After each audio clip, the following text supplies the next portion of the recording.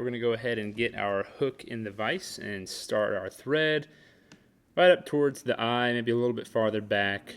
And we're not going to go all the way back. We're going to go maybe halfway. Cut the tag, and now we've got our first material, which is Ultra Chenille Micro Worm Green. This is a good color for caddis or one of the insects that I'll show you at the end of the video. I took a photo of him last year, and that's what we're going to be imitating with this color combo. So I just go ahead and cut like 3 or 4 little half-inch sections, and it doesn't have to be perfect at this point. And I'm going to grab my torch, and you could use a lighter, but I've got this torch and it makes me feel cool about myself. So I'm just going to torch the end, and what that does is it melts those fibers and makes them not unravel. Super glue would do the same thing, but this is the more popular method because it gives that little bit of a taper. And we're going to tie it in by the end that I did not singe, and just make it about as long as the hook. Basically, it's kind of like a mop fly in a way. But next material is the brown stretch flex from Rainey's. Hairline makes it too, but I like this brown color. It's a little more accurate to a lot of the bugs that I've seen around here in Virginia. And we're just gonna chop a little half-inch, maybe inch-long section, and we'll tie it in right about the same place where we ended the green chenille, or the worm green chenille. Now, last material is Ice Dub Peacock. This is one of my all-time favorite types of dubbing.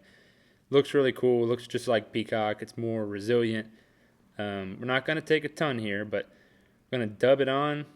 And the thing to keep in mind of this is it can be annoying dubbing a synthetic fiber onto your thread. So just take your time. Wind it as tight as you can. Doesn't matter if it's like perfect, because we're gonna just shred it here in a second too. But going to make a little bulbous body. It'll look kind of like legs. Like I said, you'll see a photo at the end of the video that will give you an idea of what I'm shooting for here.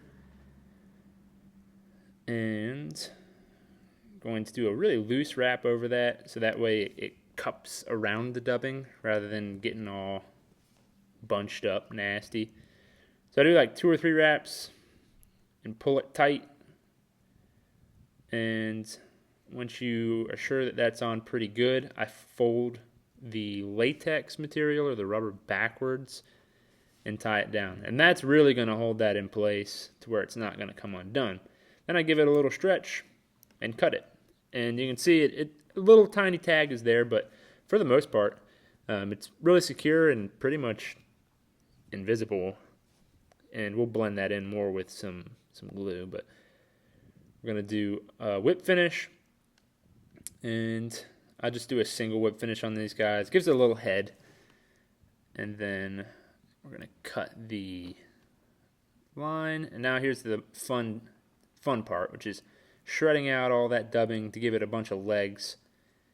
And this is a little dowel. Really, a better thing would be using like a popsicle stick or something flat to do this, because the round dowel is kind of annoying. But I'm going to go in and trim any of the really crazy long fibers.